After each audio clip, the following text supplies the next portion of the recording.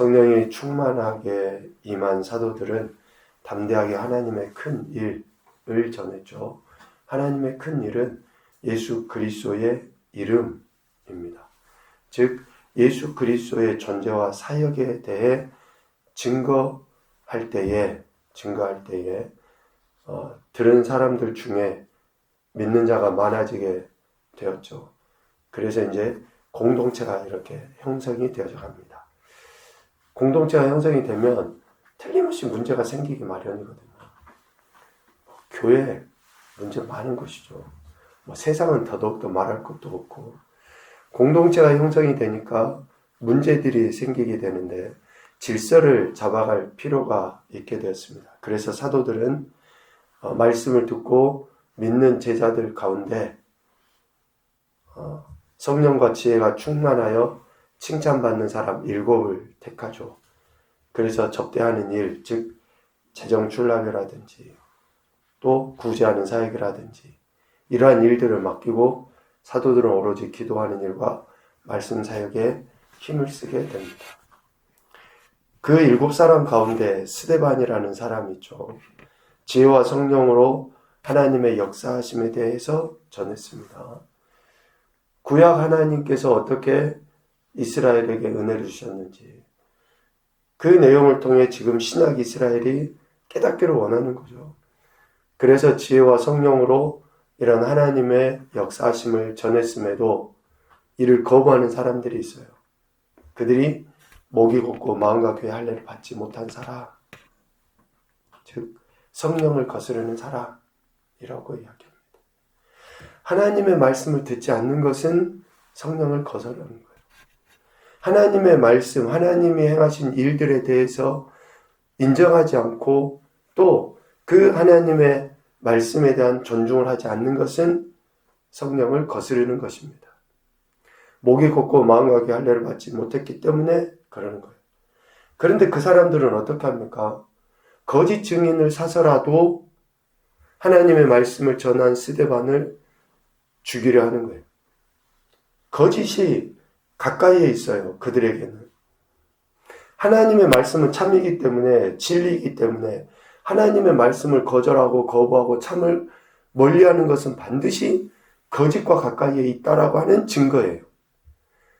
아무리 우리가 무엇을 어떤 일들을 행하고 큰 일을 나타내 보이고 소위 은사를 드러내도 하나님 말씀을 왜곡하거나 하나님 말씀을 거절하는 것은 성령을 거스르는 겁니다. 그래서 성령의 사람의 첫 번째 반응은 뭐예요? 태도는 뭡니까? 하나님 말씀에 겸손해요. 하나님 말씀에 겸손한 사람이 성령의 사람의 첫 번째 반응이에요. 목사가 어떻든 우리 풍성에서도 그 이야기 하잖아요. 권위자가 가진 그 권세와 인격은 구분해요. 권위자가 권세를 가졌어요. 그런데 그 권위자가 성격이 되게 못했어요. 또 제대로 배우지도 못했고. 근데 하나님께로부터 권세가 그에게 주어졌어요. 인격이 개차반 같아도 그 사람이 제대로 못 배웠어도 하나님이 그 권세를 허락하신 분이시기 때문에 우리는 그를 공경하는 거예요. 여기서 있는 목사가 뭐 대단합니까? 그래도 하나님이 권위자로 우리 교회 공동체에 세웠다라고 믿고 그 말에, 그 설교에, 그 말씀들에 존중을 표하는 거예요. 아니 여러분, 부모가 진짜 자식들한테 떳떳합니까? 내가 우리 아버지 인정 못해. 우리 아버지 성격이 이래서 나는. 여러분, 그 권세에 대한 태도를 하나님은 이야기하셔요. 스데반이 당시의 종교 지도자들이나 그 사람들이 제대로 받을 만한 그러한 행태가 아닐 수도 있어요. 이미 그들은 다 알고 있는 이야기잖아요. 구약 이스라엘 하나님이 어떻게 역사하셨는지 종교 지도자들이 몰라요? 아는 이야기잖아요. 아는 이야기를 했어요. 그래서 더 듣기 싫었는지도 모르죠. 그러니 그러한 진리의 말씀을 거절함으로 거짓 증인들을 세워서 스데반을 공회에 잡아넘기고 죽여버리죠. 그 가운데 누가 있었습니까? 사울이 있었어요.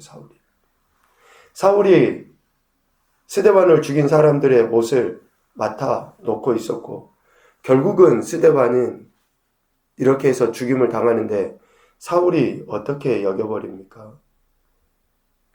스데반 죽임 당하는 것이 당연한 것으로 여겨요. 당연한 것으로. 그렇게 사울이 완악하고 완고한 사람 아니었습니까? 이렇게 사울은 예수님 믿는 사람을 죽이고 죽임 당하는 것이 당연하다라고 여겨서 9장에 보면 여전히 위협과 살기가 등등하여 대제사장에게 가서 다메섹 여러 회당에 가져갈 공문을 청하죠. 왜? 예수님 믿는 사람들을 만나면 남녀를 막론하고 결박해서 예루살렘으로 잡아와서 결국은 죽이기 위함이었죠. 그렇게 사울이 스데반 죽는 거, 예수님 믿는 사람들 잡아 죽이는 거 당연하다라고 여겼어요. 그런데 9장 3절 이하에 보면 어떠한 사건이 일어납니까? 사울이 길을 가다가 다메섹에 가까이 이르더니 호련히 하늘로부터 빛이 사울을 둘러 비춥니다. 여기서 호련히라고 하는 이야기는 갑자기 또 뜻밖의 그런 의미죠. 전혀 예기치 않는 그러한 일이라고 할 수 있어요. 이런 표현은 우리 인간에게 대한 표현이에요. 우리 인간의 입장에서 우연이에요. 우리 인간의 입장에서 우연이. 그러나 하나님의 시간 속에, 하나님의 계획 속에 우연이라고 하는 것은 절대로 없습니다. 하나님이 우연히 그렇게 일을 하셔요. 우연이라는 말에, 우리 인간적인 표현에 우연이라는 말에 담겨져 있는 가로 안에 뭐가 들어가져 있습니까? 감정대로, 내 생각대로 가 담겨져 있어요.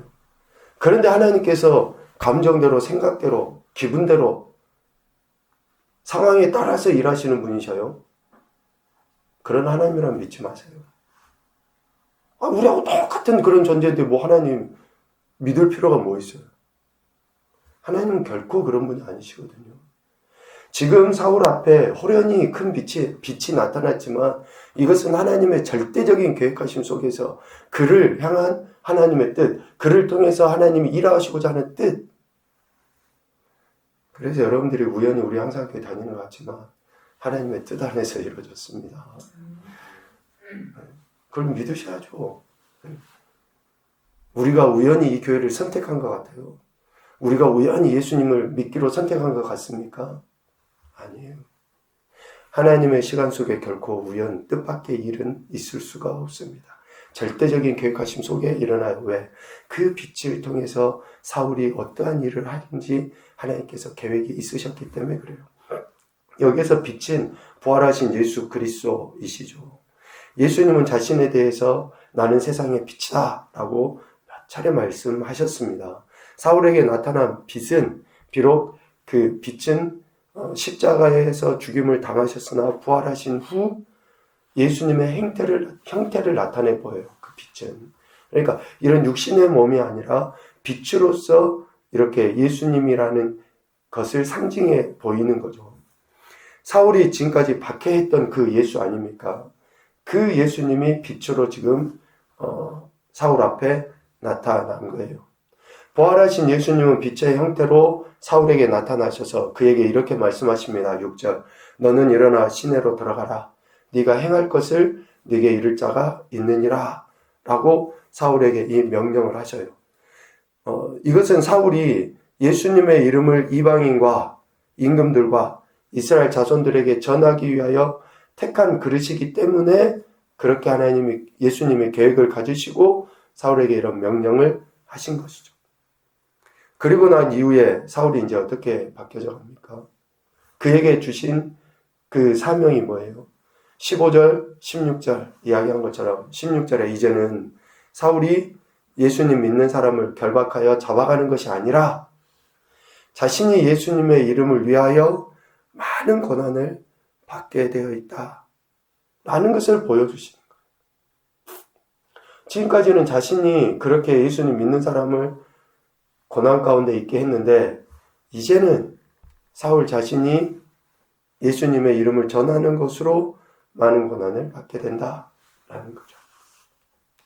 예수님은 자신의 이름이 전파되는 것을 방해하는 사람을 택하셔서 오히려 그 이름이 전파되는 도구가 되도록 하시죠. 예수님 때문에 고난받는 것이 그 이후에 얼마나 큰 복인지를 가르쳐 주시기 위함입니다. 사울의 이러한 그 극적인 변화, 참 우리에게도 있었으면 좋겠다 싶지만 이런 극적인 변화, 은혜 이후에는 사울이 얼마나 많은 고통과 고난을 받았는지 은혜에 대한 책임이 그만큼 막중하다라는 것을 이야기해요. 은사도 마찬가지예요. 하나님이 은사를 주시죠.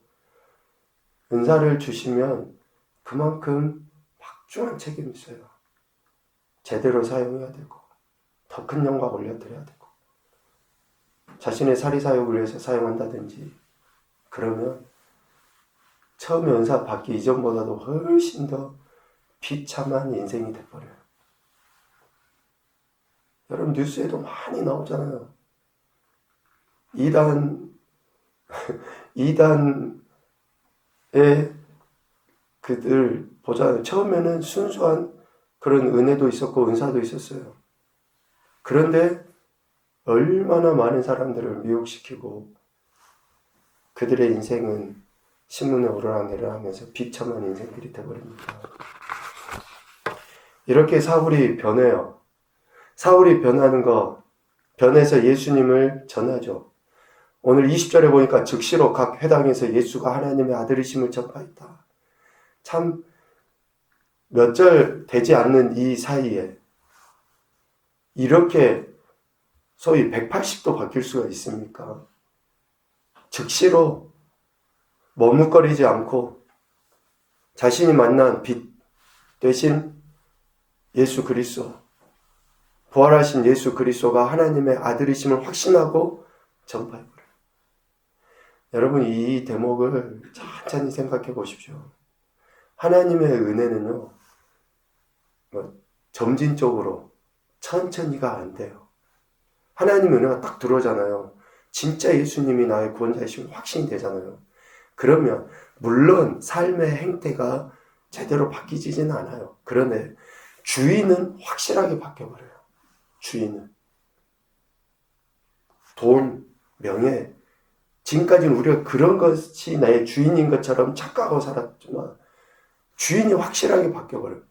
그 주인이 확실하게 바뀌니까 이제는 내가 그 주인대로 삶을 살아가고자 하는 열망들이 자꾸 생겨요.